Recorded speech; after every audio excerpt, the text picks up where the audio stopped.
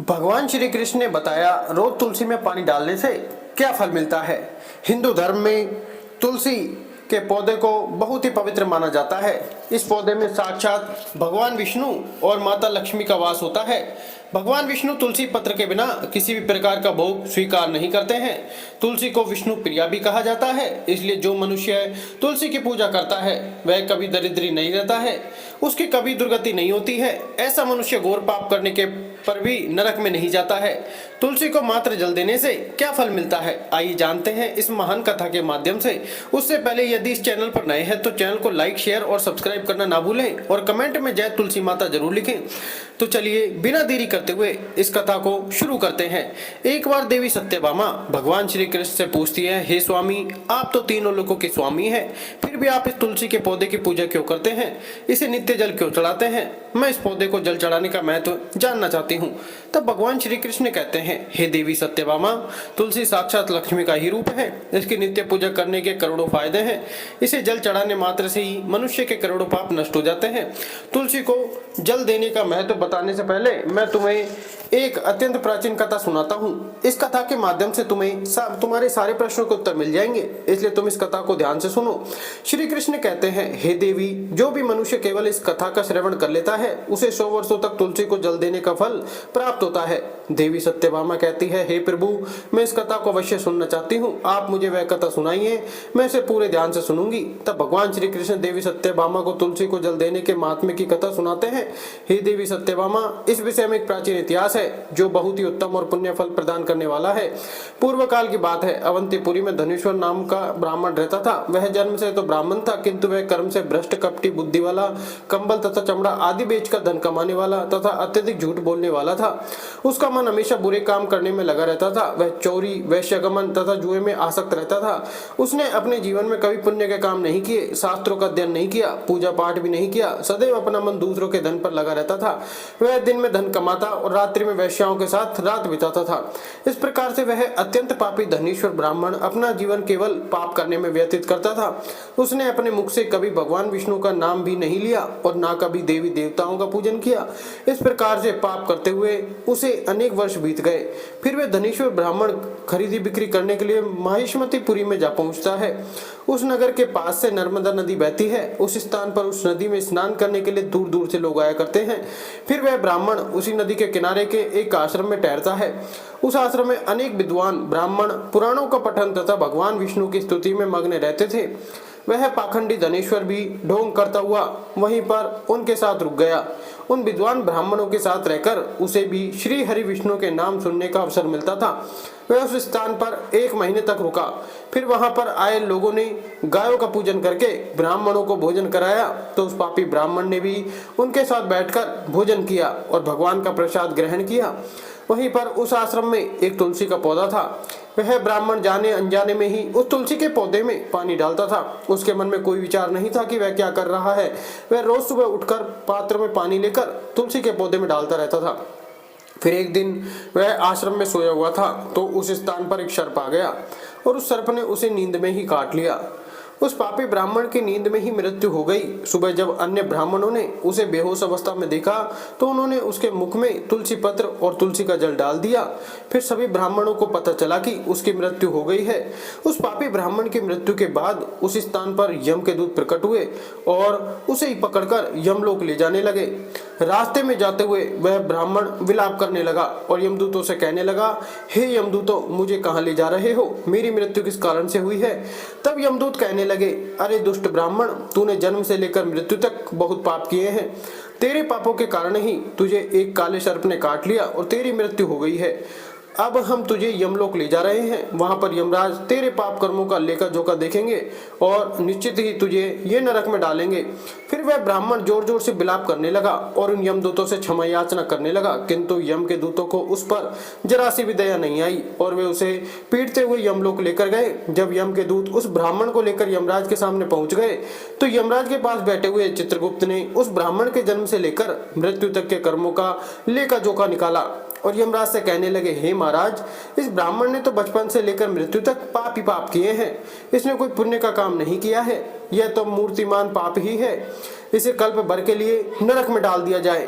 फिर यमराज कहते हैं, हे दूत, जीवन पर पाप करने वाले इस दुष्ट ब्राह्मण को उठाकर ले जाओ और इसे कुंभीपाक नरक में डाल दो। यमराज के आदेश का पालन करते हुए वे यम के दूत हंसते हुए उस पापी ब्राह्मण को लेकर चले गए और उसे मुद्गर से पीटने लगे, जिससे उस ब्राह्मण का मस्तक टूट गया और वे उसे कुंभीपाक नामक नरक में ले गए। उस भयंकर नरक में खोलते हुए तेल के बड़े बड़े घड़े थे, जिसके नीचे भयंकर अग्नि धधक रही थी। फिर यमराज के दूत ने उस ब्राह्मण को उस खोलते हुए तेल के पड़े में डाल दिया, लेकिन जैसे ही वह ब्राह्मण उस खोलते हुए तेल के घड़े में गिरा, वह तेल एकदम से ठंडा पड़ गया। इस विचित्र घटना को देखकर उसके दूत को बड़ा आश्चर्य हुआ। ऐसा पहले कभी नहीं हुआ था। उसने कितने ही पापियों को उस तेल के घड़े में डाला था, वे सभी उस खोलते तेल में गिरकर छटपटाते लगते थे, लेकिन जैसे ही वह ब्राह्मण गिरा, वह तेल अचानक से शांत और शीतल हो गया। इस आश्चर्य को देखते ही वह यमदूत तीव्र गति से दौड़ता हुआ यमराज के पास पहुंच गया। यमराज ने पूछा, हे दूत, क्या बात है, इतनी तीव्र गति से दौड़ते हुए क्यों आ रहे हो? फिर वह दूत कहता है, हे यमराज, आपने जिस ब्राह्मण को कुंभीपाक में डालने के लिए कहा था, जैसे ही हमने उसे कुंभीपाक नरक में डाल दिया, नरक की अग्नि बुझ गई और वह खोलता हुआ तेल भी ठंडा पड़ गया। फिर यमराज कहते हैं, हे दूत, यह तो बड़ी ही विचित्र घटना है, ऐसा तो पहले कभी नहीं हुआ।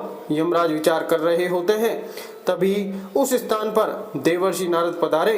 देवर्षि नारद को देखकर यमराज अत्यंत प्रसन्न होते हैं और उन्हें प्रणाम करके उनका स्वागत करते हैं। फिर यमराज नारद जी से कहते हैं, हे देवर्षि, आप उचित समय पर आए हैं। हमने आज एक अत्यंत पापी ब्राह्मण को कुंभीपाक नरक में गिराया है, किंतु उसके गिरते ही नरक की अग्नि ठंडी पड़ चुकी है और खोलता हुआ तेल भी शीतल बन गया है। तब देवर्षि नारद यमराज से कहने लगते हैं, हे धर्मराज, आपने जिस ब्राह्मण को कुंभीपाक नरक में डाला है, वह नरक में डालने योग्य नहीं है, क्योंकि इस ब्राह्मण के द्वारा अनजाने में ही ऐसा कर्म हो गया है जो नरक का नाश करने वाला है। जो मनुष्य पुण्य करने वाले लोगों के साथ रहता है, उसे उनके पुण्य का भाग अवश्य मिलता है, और यह ब्राह्मण तो 1 महीने तक भगवान विष्णु के भक्तों के साथ रहा है। इस ब्राह्मण ने आश्रम में रहते हुए नित्य तुलसी को जल अर्पण किया है, इसलिए यह बहुत बड़ा पुण्यवान बन गया है। इसके समस्त पाप नष्ट हो गए हैं। यह ब्राह्मण अब विष्णु लोक जाने का अधिकारी बन गया है। इस ब्राह्मण ने अनजाने में ही इतना पुण्य कमाया है जो जन्म जन्मांतर में मनुष्यों को प्राप्त नहीं होता है, इसलिए आप इसे नरक में ना पकाओ। इस ब्राह्मण के पापों के लिए इसे केवल इतना दंड दो, इसे नरक लोक का दर्शन कराओ। देवर्षि की बात सुनकर यमराज अत्यंत प्रसन्न होते हैं और ब्राह्मण को कुंभीपाक नरक से निकालकर लाते हैं और अपने दूतों से कहते हैं, हे दूत, इस ब्राह्मण महात्मा को ले जाओ और संपूर्ण नरकों का दर्शन कराओ। फिर यम के दूत उस ब्राह्मण को ले जाते हैं और संपूर्ण नरकों का दर्शन कराने लगते हैं। भगवान श्री कृष्ण कहते हैं, हे देवी सत्यभामा, इस प्रकार से यम के दूत उस ब्राह्मण को संपूर्ण नरकों का दर्शन कराते हैं और यक्ष लोक में ले जाते हैं और फिर वह ब्राह्मण एक यक्ष बन जाता है। श्री कृष्ण कहते हैं, हे देवी, वनस्पति नाम, तुलसी मासा नाम, कार्तिक प्रिय एकादशी तिथि नाम, चक्र क्षेत्र नाम, द्वारका मम, वनस्पतियों में मुझे तुलसी प्रिय है, मास में कार्तिक मास, तिथि में एकादशी और क्षेत्र में मुझे द्वारका प्रिय है। इसलिए जो मनुष्य नित्य तुलसी की पूजा करता है, तुलसी को जल देता है, वह मुझे सबसे अधिक प्रिय है। उस मनुष्य की कभी दुर्गति नहीं होती है, वह कभी नरक में नहीं गिरता है। जिन घरों में तुलसी का पौधा सदैव ही हरा भरा रहता है, उस घर में सुख, शांति और समृद्धि बनी रहती है। भगवान विष्णु की पूजा में और उन्हें चढ़ाए जाने वाले भोग में तुलसी के पत्र अवश्य होने चाहिए, क्योंकि तुलसी पत्र के बिना भगवान विष्णु किसी भी प्रकार का भोग स्वीकार नहीं करते हैं। इसलिए प्रत्येक घर में तुलसी का पौधा अवश्य होना चाहिए। अगर आपके घर में तुलसी है तो सुख, शांति और समृद्धि के लिए तुलसी को चुनरी अवश्य चढ़ाना चाहिए। हमेशा ध्यान रहे कि तुलसी का पौधा चुनरी के बिना अधूरा होता है। तुलसी केवल एक पौधा नहीं है, बल्कि वह देवी है, विष्णु पत्नी है, इसलिए तुलसी को चुनरी अवश्य ही चढ़ाना चाहिए। इससे पति पत्नी में प्रेम और विश्वास बढ़ता है। घर में रहने वाली महिलाएं सदा सुहागिन और सौभाग्यशाली रहती हैं।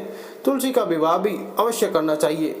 इससे मनुष्य के सभी दुखों का अंत होता है और सांसारिक जीवन सुख में बीतता है। तुलसी के पौधे के पास अपने मुख से अपशब्द नहीं बोलने चाहिए। तुलसी के पास भूल से भी जूते, चप्पल अथवा झाड़ू पोछा नहीं रखना चाहिए। इसे पाप माना गया है।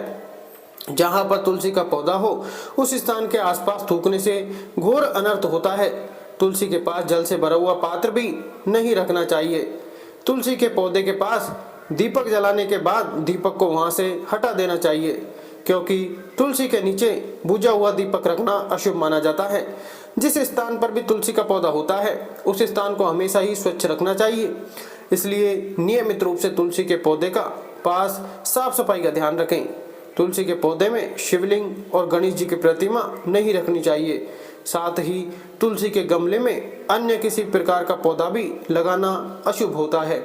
तुलसी के पौधे के पास कपड़े भी नहीं सुखाने चाहिए, अन्यथा कपड़ों से गंदा पानी तुलसी के पौधे पर गिर सकता है। ध्यान रहे, तुलसी के पौधे को नाखून से नहीं तोड़ना चाहिए, इससे तुलसी का अपमान होता है। यदि तुलसी के पत्ते सूख कर गिर जाते हैं तो उन्हें कचरे में नहीं फेंकना चाहिए, उन पत्तों को आप तुलसी की मिट्टी में ही दबा दें। रविवार के दिन तुलसी के पत्ते नहीं तोड़ने चाहिए और रविवार को तुलसी को जल भी नहीं चढ़ाना चाहिए। बाकी अन्य दिन नित्य बिना चूके तुलसी को सुबह जल देना चाहिए और शाम के समय एक दीपक जलाना चाहिए। अक्सर महिलाएं स्नान के बाद अपने बाल खुले रखकर ही तुलसी को जल देती है, ऐसा करना गलत होता है। महिलाओं को हमेशा ही अपने बाल बांधकर माथे पर सिंदूर लगाकर ही तुलसी में जल देना चाहिए, इससे तुलसी का आशीर्वाद प्राप्त होता है। घर में तुलसी का पौधा लगाते समय ध्यान रहे कि इसके लिए गंदी मिट्टी का उपयोग ना करें। तुलसी के पौधे के लिए शमशान की अथवा गंदगी वाले स्थान की मिट्टी का कभी उपयोग नहीं करना चाहिए, इससे तुलसी माँ रूठ जाती हैं और सूखने लगती हैं। तुलसी का पौधा कभी गंदे स्थान पर नहीं लगाना चाहिए, जैसे नाली अथवा बाथरूम के पास तुलसी का पौधा कभी नहीं रखना चाहिए, अन्यथा गंदा पानी तुलसी के पौधे में गिर सकता है, जो बहुत ही अशुभ माना गया है। घर में तुलसी का पौधा कभी सूखना नहीं चाहिए। शास्त्रों में ऐसी मान्यता है कि तुलसी का पौधा सूखना अकाल मृत्यु की सूचना देता है। घर में तुलसी का पौधा सूख जाए तो घर की सुख समृद्धि खत्म हो जाती है। सूखी हुई तुलसी में माँ लक्ष्मी का वास नहीं होता है। शास्त्रों के अनुसार मासिक धर्म के दौरान महिलाओं को तुलसी के पौधे में पानी नहीं डालना चाहिए और न ही तुलसी को स्पर्श करना भी वर्जित है। तुलसी को बिना स्नान किए जल नहीं देना चाहिए और पैरों में चप्पल आदि पहनकर भी तुलसी को जल ना दे। तुलसी को जल देते समय ध्यान रहे कि वह जल आपके पैरों पर ना पड़े, इससे तुलसी का अपमान होता है। श्री कृष्ण कहते हैं, नित्य तुलसी के दर्शन से मनुष्य को स्वर्ग की प्राप्ति होती है और तुलसी पत्र के सेवन से उसके सभी पाप नष्ट हो जाते हैं। तुलसी का पौधा हमेशा ही घर के सामने लगाना चाहिए, इससे पूर्व अथवा उत्तर दिशा में लगाना सबसे अधिक शुभ होता है। तुलसी के पास मरुस्थलीय पौधे रखना बेहद अशुभ माना जाता है। ऐसे पौधों से नकारात्मक ऊर्जा निकलती है। शास्त्रों में कहा गया है, जिन पौधों से हरी भरी कलियों की उत्पत्ति ना हो उसके स्थान पर कांटे निकलते हो तो ऐसे पौधे की तुलसी के पास कभी रखना नहीं चाहिए। शास्त्रों में केले के पौधे का विशेष महत्व बताया गया है। अगर तुलसी के पास केले का पेड़ लगा देते हैं तो कई गुना अधिक लाभ प्राप्त होंगे। केले के पेड़ में भगवान विष्णु का वास होता है, इसे तुलसी के पास लगाने से घर में सुख समृद्धि आती है। तुलसी के पौधे में शालिग्राम भी अवश्य रखना चाहिए। तुलसी के गमले में शालिग्राम रखने से तुलसी का और भी अधिक शुभ प्रभाव आपको देखने को मिलेगा। शालिग्राम भगवान विष्णु का निराकार रूप माना जाता है। यह काले रंग का पत्थर होता है जिसे विलक्षण और मूल्यवान माना गया है। इसे अगर तुलसी के गमले में रखेंगे तो आपके घर से संपूर्ण नकारात्मक ऊर्जा नष्ट हो जाएगी। घर में केवल एक ही शालिग्राम की पूजा करनी चाहिए। पुराणों में कहा गया है, भगवान विष्णु की मूर्ति से कई ज्यादा उत्तम होता है शालिग्राम की पूजा करना। शालिग्राम को चंदन लगाकर उस पर एक तुलसी का पत्ता रखना चाहिए। प्रतिदिन शालिग्राम को पंचामृत से स्नान कराना चाहिए। ऐसा करने से सभी जन्मों के पाप नष्ट होते हैं। शालिग्राम सकारात्मकता और सात्विकता का प्रतीक होता है। तो दोस्तों, इस प्रकार से भगवान श्री कृष्ण ने देवी सत्यभामा को तुलसी के पौधे को जल देने का महत्व बताया है और घर में तुलसी का पौधा लगाने के नियम बताए हैं। तो दोस्तों, वीडियो अच्छी लगी तो वीडियो को लाइक करें, चैनल को सब्सक्राइब जरूर करें। धन्यवाद।